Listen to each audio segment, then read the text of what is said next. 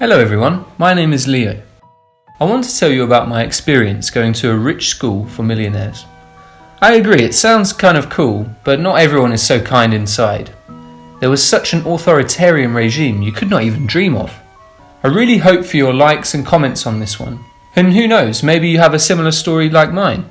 If you do, put a plus sign in the comments, or even better, describe your story. I'm not rich, neither is my family. My parents are simple workers, and I am a normal schoolboy. I spent almost half my school life in the simplest city school in my provincial city. It was a very boring place to study, boring lessons, no entertainment.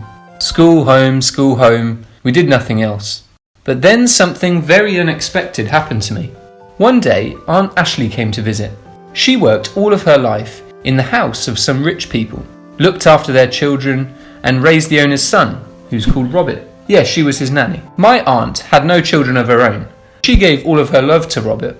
When the boy was growing up, he had the first problems of growing up. The fact is, he never learned to stand up for himself. And the children of the rich people are very aggressive, and they do not forgive weakness. Hiring bodyguards meant showing fear of someone's victory over him.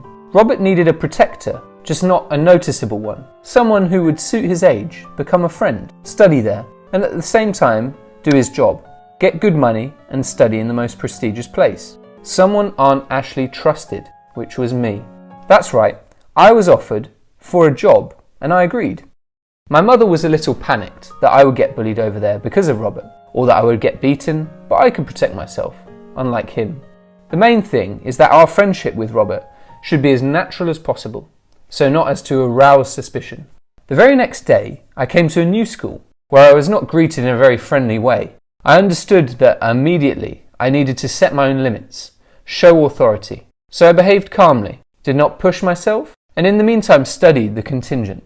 Robert pretended that we knew each other. It was necessary according to the plan. The first lesson was quiet, but already at recess, Bill came up to me. He was in charge of everything here. And who are you? From where? I'm Leo. I came from home. Haha, you're a wit. I'll give you one last chance. Who are you and where are you from? I thought the school for the deaf was a couple of blocks away. What did you say? I'm sorry, if I knew sign language, I would tell you with my hands. Oh yes, one gesture I do know. Then, very slowly, I straightened my middle finger and showed it to Bill. All the guys burst out laughing. They started saying, "Hey Bill, you got busted out of the blue." This made Bill very angry. He got up, grabbed my shirt, and I just looked into his eyes and smiled. Then the teacher came in, warned me after Bill, and said, "See you soon." After that, several guys came up to me, including Robert, and I pretended to get to know them all. They asked me where I was from too, but I said it didn't matter. It didn't matter because I was here now. At the next break, Bill needed to vent the rest of his anger, and he went up to Robert in the bathroom, started digging around. I was just doing my business in the bathroom. When I heard the slap, I realised that Bill had pushed Robert and he had fallen to the ground. I immediately got out of the bath. Before Bill hit Robert, I hit him first. "You are messed up too much, newbie," Billy said, and jumped on me. He was strong, and a couple of guys pinned me to the mirror, while the other two held me. Billy hit me in the stomach. Robert ran away stupidly. I took a couple of punches. After, with all my strength, I kicked Bill in the bud, and then sharply kicked the one on the left right in the kidney, and he let me out. The third guy ran away. I caught my breath, then said, "Hey Billy, you fight like a girl," and left for class. Robert technically thanked me, but it wasn't worth it because it was my job. After school, we went home together. Robert's mother, Mrs. Porter, immediately rushed to ask questions. Robert told them all about it, and Aunt Ashley was a little worried, but I calmed them down. I told them that I'd never met anyone like them.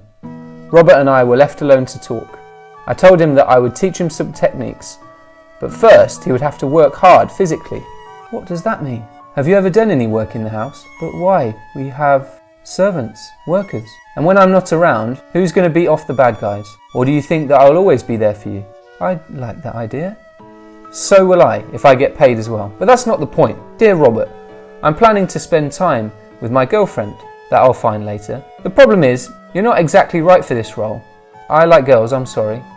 I see you're bad at jokes as well as the physical exercise. Forget it. Let's go into the garden.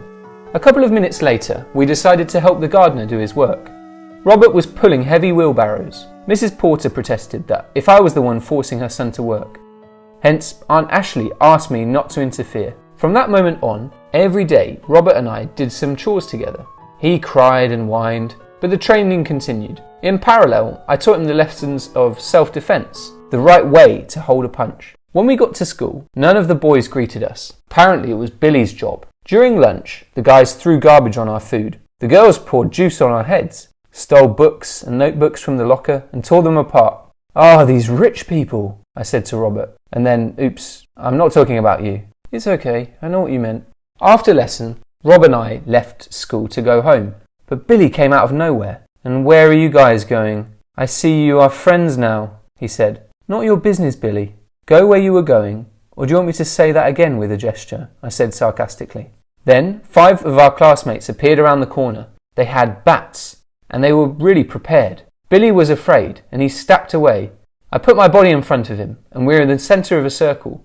Billy came out first, and he attacked me. We had a fight. We knocked each other to the ground and started to hit each other, and I hit him on the nose with my bare hand. "What have you done?" he asked me maliciously. And then the rest of the boys attacked me. I had no strength left to resist. I was just trying to get out of there. And then I heard a roar. Ah! It was Robert, who had come to rescue me. He managed to hit back and put 2 of the guys down in a couple of minutes. After we ran home.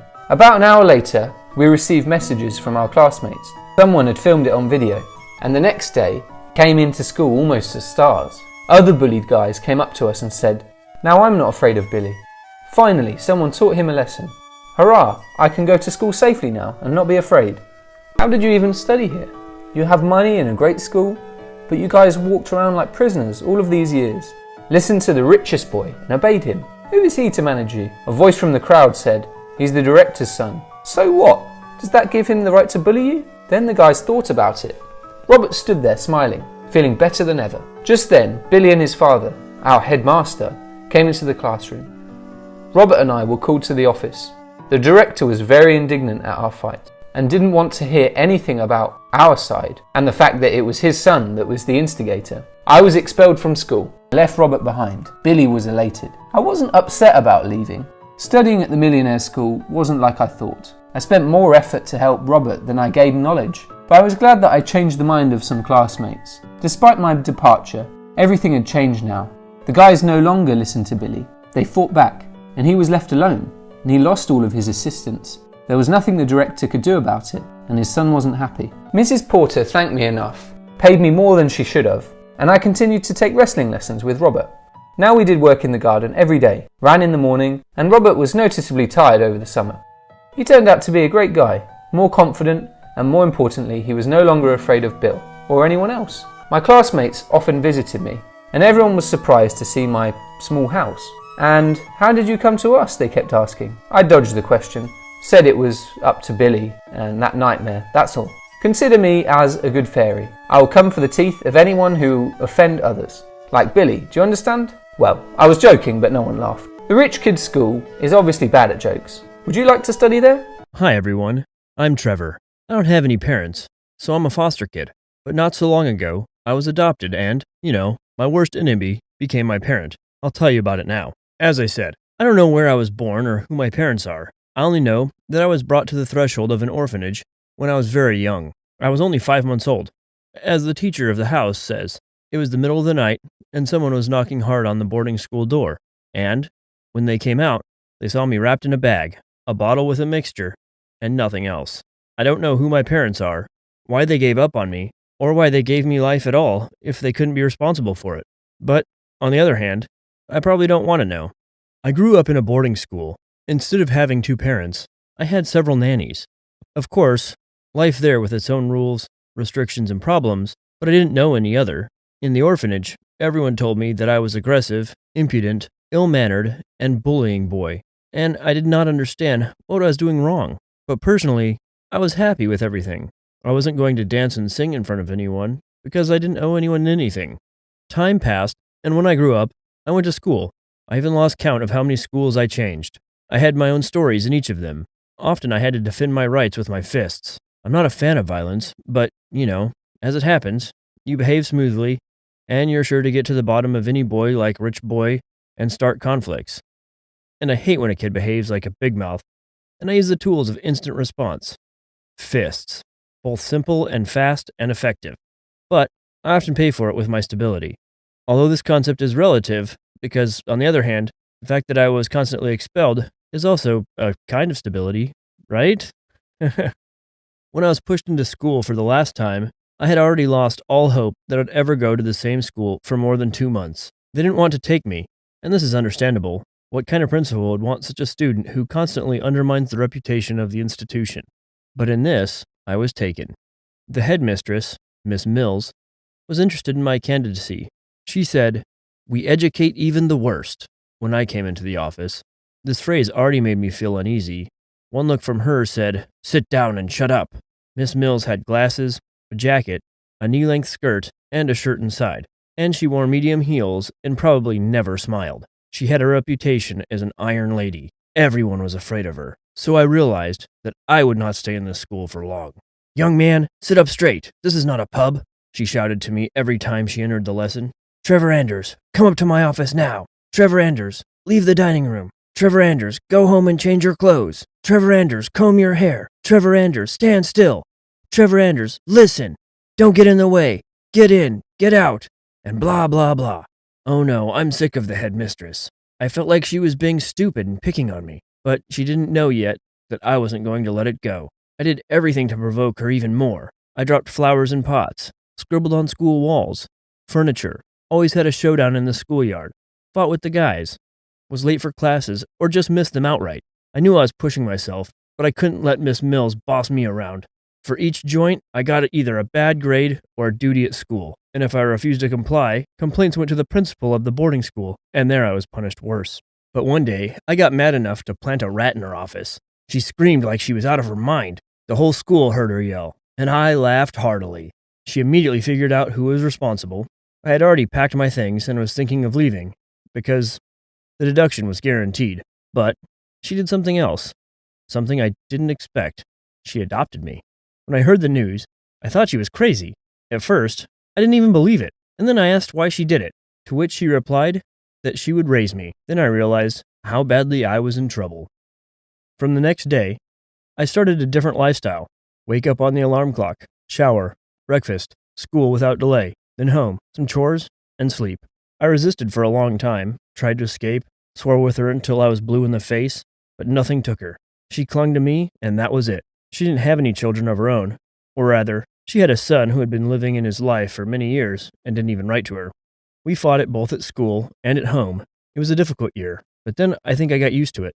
I didn't think she was such a witch anymore. As soon as I thought about it, problems came into our more or less established life. The principal of the boarding school found me and said that my mother showed up and she wanted to meet me. We went there along with Miss Mills. I have a habit, as it's called. I was terribly worried and didn't know what to expect. I saw before me a thin alcoholic who shamelessly looked me in the eye and said, "Let's go home, son. I need you." I was so stunned by these words that I just kept silent. Miss Mills grabbed my arm and told me to get in the car, and my birth mother started calling me and hit the headmistress. "What do you need it for? No one to work to buy you alcohol? He's my son and only my son. You are 17 years late," she shouted, and was about to leave. But so the alcoholic grabbed her by the hair, and Miss Mills put her down with one right blow, and went on. I was just blown away, and the principal of the boarding school pretended that he didn't see anything. She hasn't been in my life since. When we got home, I wanted to thank her, but she told me not to say anything, so she knows everything. Our life was back to normal. But we were happy early. Suddenly, her prodigal son appeared. The news that she had adopted a child must have spread and reached him. You might think he was jealous of his mother, but the first thing he did was come to me, tell me not to expect to inherit from her. That was all he was interested in. I didn't interfere in their affairs, but just stood on the sidelines and listened. The headmistress, of course, was delighted with him. After all, he was her own. He pretended to miss her, as if he was still alive. The last 2 weeks, I felt out of place, packed my things, and wanted to leave while Miss Mills was asleep. At the time, I heard her son talking to someone on the phone. He was going to rob his own mother. I couldn't let that happen. I ran into the bedroom and warned her, but she didn't believe me and even yelled at me when I was asleep. I wanted to leave and give up on her, but I remembered how she stood up for me in front of my mother and hit properly, pretended that I was gone. As I said, her son brought a gang of guys into the house and they started stealing everything of value in masks. I called the police, and when they got to her bedroom, I jumped out and stood in front of the door, protecting myself with a bat. They attacked me, and I resisted as best I could. But while they were beating me, the police came and they ran away. Miss Mills was in shock. She couldn't believe what was happening. When she saw the state I was in, she immediately hugged me. From that moment on, we agreed to trust each other. I think we came into each other's lives for a reason. This is the story, friends, but what do you think? Write your opinion in the comments.